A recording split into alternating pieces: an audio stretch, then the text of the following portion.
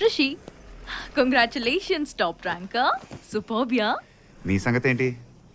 High passed, కానీ రవికి 2 backlogs.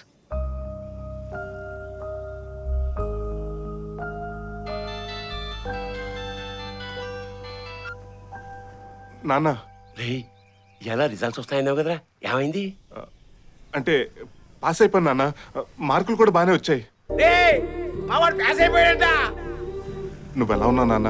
నాదే ఉందిరా, బానే ఉన్నాను. ఈసారి పంటలు కూడా చాలా బాగా పండాయి. మనం నమ్ముకున్న భూదేవి తల్లి మనని మోసం చేయదు కదరా. చదువు చదువు అంటే తిండి మానేకో, ఎలా తింటూ ఉండో జాగ్రత్త. సరే నాన్న.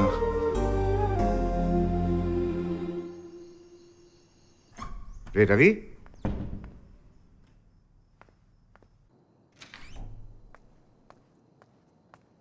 రే రవి, ఏమైందిరా? నాకు చచ్చిపోవాలనిపిస్తుందిరా. దేనికి? మా నాన్న నా మీద ఎంతో నమ్మకం పెట్టుకున్నాడు. నేను ఇక్కడికి వచ్చి ఏదో పీకుదాం అనుకున్నాను, కానీ ఇక్కడ ఏది ఈజీగా లేదురా. ఈ చదువులేవా అన్నీ నా వల్ల కావట్లేదు. 2 బ్యాక్లాగ్స్ పెట్టుకుని మా నాన్నకి అబద్ధం చెప్తూ నేను బతకలేనురా. 2 బ్యాక్లాగ్స్కే చచ్చిపోతావరా? నీకేంట్రా, నువ్వేమన్నా మాట్లాడతావు? నీకన్నీ ఈజీయే. నువ్వు కనీసం ఎప్పుడు చదువుతున్నట్టు కూడా నేను చూడలేదు. నేనేమో రాత్రులు కూర్చొని చదువుతూనే ఉంటాను. నువ్వేమో ఫస్ట్ వస్తావు, నేను ఫెయిల్ అవుతాను. ఎందుకురా నాకేలా జరుగుతుంది? రే రవి, నీ సమస్య మీ నాన్న కాదురా, నువ్వే. ఇక్కడ చాలా మంది ఫెయిలియర్స్గా మిగిలిపోయి ఎందుకు వెనకబడిపోతున్నారు తెలుసా? వాళ్ళ బలం ఏంటో వాళ్ళు తెలుసుకోక పక్కోడి బలం చూసి భయపడుతుంటారు. వాడేం చేస్తున్నాడు, వీడిలా ఉన్నాడు, నాకే ఎందుకు ఇలా అవుతుందని దే లూజ్ దెమ్సెల్వ్స్. ఇక్కడ ఎవడి లైఫ్కి వాడే హీరో, ఎవడి బలం వాడిదే. నాకంటూ ఓ బలం ఉంటే నీకంటూ ఓ బలం ఉంటుంది. ఆ బలమే నీ నమ్మకం. నువ్వు దేన్నైతే నమ్ముతున్నావో దాని మీద నిలబడు. దీనమ్మ గెలుపు దానంతట అదే వచ్చి నీ కాళ్ళ దగ్గర కూర్చుంటుంది.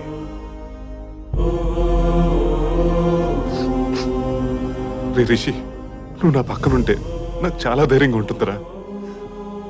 నీ ధైర్యం నేను కాదురా, మీ నాన్న. దా చిన్న రిక్వెస్ట్ రా. ఏంటి? ఆ బిల్డింగ్స్ పక్కన ఫోటో దిగడానికి అమెరికాకి వెళ్తానని చెప్పదురా. కవర్డ్లో ఉన్న ఫోటో కూడా తీసేవా? చూడలేకపోతున్నావు. అయితే బిల్డింగ్స్ కట్టడానికి అమెరికా వెళ్తున్నాను చెప్పనా? దా దా.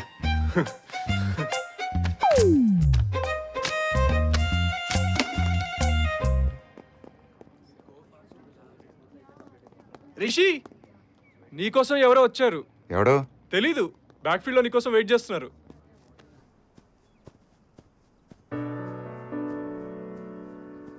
Hi Rishi, Bhanuprasad, MP. I'm Ajay's father. Hello sir. ఏం లేదు రిషి, సెమిస్టర్ రిజల్ట్స్ వచ్చినప్పటి నుంచి అజయ్ డిప్రెషన్లోకి వెళ్ళిపోయాడు. దానికి కారణం నువ్వే అని తెలిసింది. అజయ్కి చిన్నప్పుడు చదువు అంటే ఇంట్రెస్ట్ ఉండేది కాదు. నేనే క్లాస్లో ఫస్ట్ వస్తే అవి కొనిస్తాను ఇవి కొనిస్తానని చదువు వాడికి అలవాటు చేశా. నెమ్మదిగా ఫస్ట్ ర్యాంక్ అనేది వాడికి పిచ్చిలా మారిపోయింది. ఇప్పటి వరకు ఎవరు వాడికి అడ్డుపడలేదు.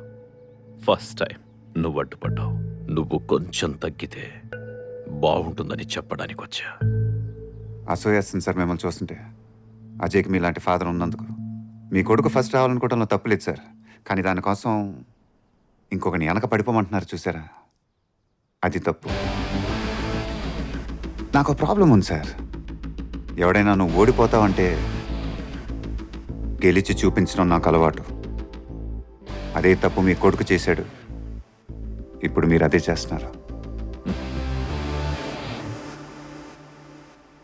ఎంత కావాలి? ప్రతిదానికి ఓ రేటు ఉంటుందయ్యా. అసలే నాన్న క్లర్క్, కూకట్పల్లి హౌసింగ్ బోర్డ్ కాలనీలో చిన్న ఫ్లాట్. చెప్పు ఎంత కావాలో.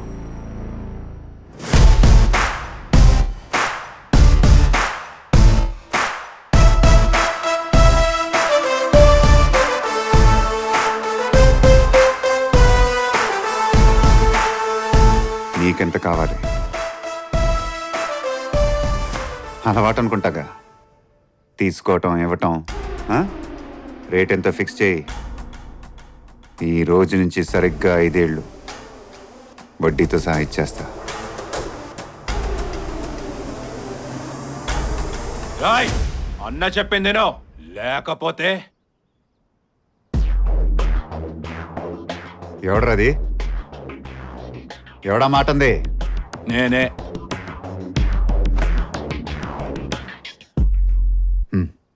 లేకపోతే లేకపోతే ఏంట్రా?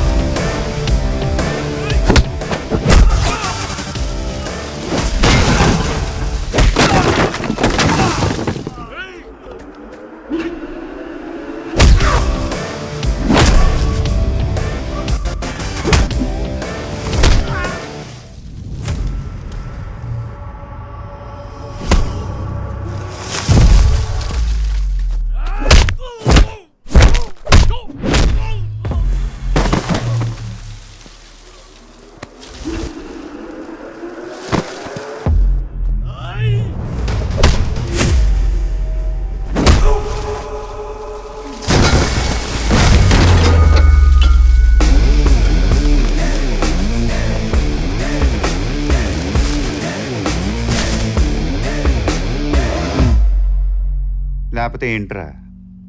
ఏం లేదు. ఈ మొక్క ముందే చెప్పుంటే ఇంత జరిగేది కాదు కదరా. ఎలాంటి సౌండ్ చేయకుండా వీళ్ళని ఇక్కడి నుంచి తీసుకెళ్ళిపో. మా నానేదో పీకుతాడని నీ కొడుకు నిన్నే నమ్ముతున్నాడు. ఇలా జరిగిందని తెలిసిందనుకో, ఆడికి నీ మీద ఉన్న ఆ నమ్మకం కూడా చచ్చిపోద్ది. కనీసం అదన్నా మిగల్ని. రేట్ ఎంతో ఫిక్స్ చేయి. ఈ రోజు నుంచి సరిగ్గా 5 ఏళ్ళు.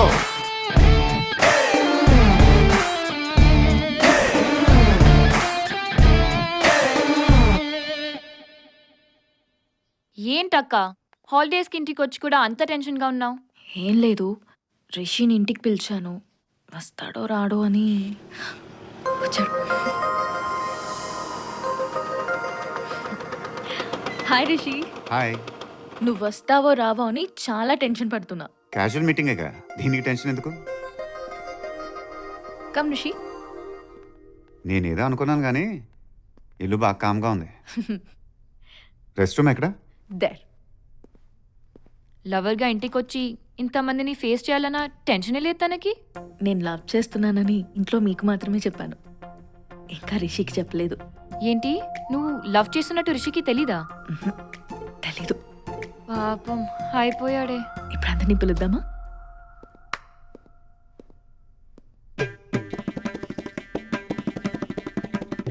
వచ్చాడు. కూర్చో బాబు. తీసుకోండి బాబు. ఏంటిది? నీ కాఫీ అంటే ఇష్టం అంటగా పూజ చెప్పింది, తాగు బాబు. నేను పూజ వాళ్ళ తాతయ్యది. నేను నానమ్మని. నేను అమ్మమ్మను బాబు. నేను తాతయ్యని బాబు. వీడు నా పెద్ద కొడుకు. హలో బాబు. పూజ వాళ్ళ నాన్న. అది నా కూతురు, అంటే పూజ వాళ్ళ అమ్మ. వీడు నా రెండో కొడుకు. పూజ ఇప్పుడు ఇవన్నీ ఎందుకులేండి, ఏదో జీన్స్ ప్రోగ్రామ్ చూసినట్టుంది. మీరందరూ పూజా ఫ్యామిలీ అంతేగా? సరే బాబు, నీ సంగతి? అక్క చెల్లెలు అన్న తమ్ముడు ఎంతమంది? అబ్బే ఎవరు లేరండి, నేను ఒక్కనే. విన్నారా బావగారు, ఎవరు లేరంట, ఒక్కడేనంట. మంచిదే. నేను ఒకనైతే మీకు మంచిది ఏంటండి? సరే గాని బాబు, ఈ చదువు అయిన తర్వాత నెలకు 50,000 1,00,000 సంపాదిస్తావా? ఎంత సంపాదిస్తావు ఇప్పుడు ఇలా చెప్తామండి? సంపాదన ఉంది. మన ఇంట్లో ఎంతమంది సంపాదిస్తున్నారు ఏంటి మరే బాబు? బండి అలవాటు ఉందా? ఉందండి. అంటే అప్పుడప్పుడునా బాగా ఎక్కువ? అప్పుడప్పుడేనండి, కానీ బాగా ఎక్కువ తాగుతానండి. అబ్బో మంచిదే ఏమయ్యో మనకే మంచి కంపెనీ దొరికిందయ్యా. మరే మీ దగ్గర ఒక గొప్ప ఫెసిలిటీ ఉందండి. ఏంటి బాబు అది? ప్రశ్నలు మీరే అడుగుతారు, దానికి జవాబులు మీరే చెప్తారు. బాబు మీ ఇంట్లో అమ్మా నాన్నకి షుగరు బీపీ లాంటివి ఏం లేవుగా? వాళ్ళకి లేవండి, నాకున్నాయని ఇప్పుడిప్పుడే తెలుస్తుంది. ఊరుగా ఇంత పుష్టిగా ఉన్నా నీకు బీపీ షుగర్ రావటం బాబు? ఇవన్నీ నన్ను ఎందుకు అడుగుతున్నారండి? ఏమీ లేదు బాబు, మీ విషయాలు మాకు, మా విషయాలు మీకు క్షుణ్ణంగా తెలియటం మంచిది కదా అని. ఆ,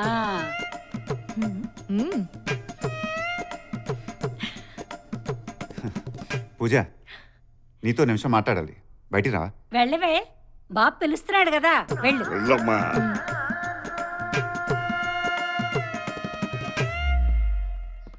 మీ వాళ్ళేంటి నేనేదో పెళ్లి చూపులకు వచ్చినట్టు ఇంటర్వ్యూ చేస్తున్నారు? వాళ్ళ అమ్మాయి లవ్ చేసిన వాడు ఎలా ఉంటాడో తెలుసుకోవాలని వాళ్ళకి మాత్రం ఉండదా? ఉంటది, ఎందుకుండదు? కానీ వాళ్ళు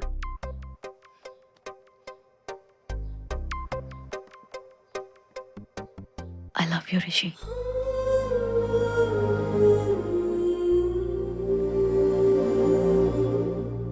ఇదెప్పటి నుంచి? నిన్ను అర్థం చేసుకున్నప్పటి నుంచి.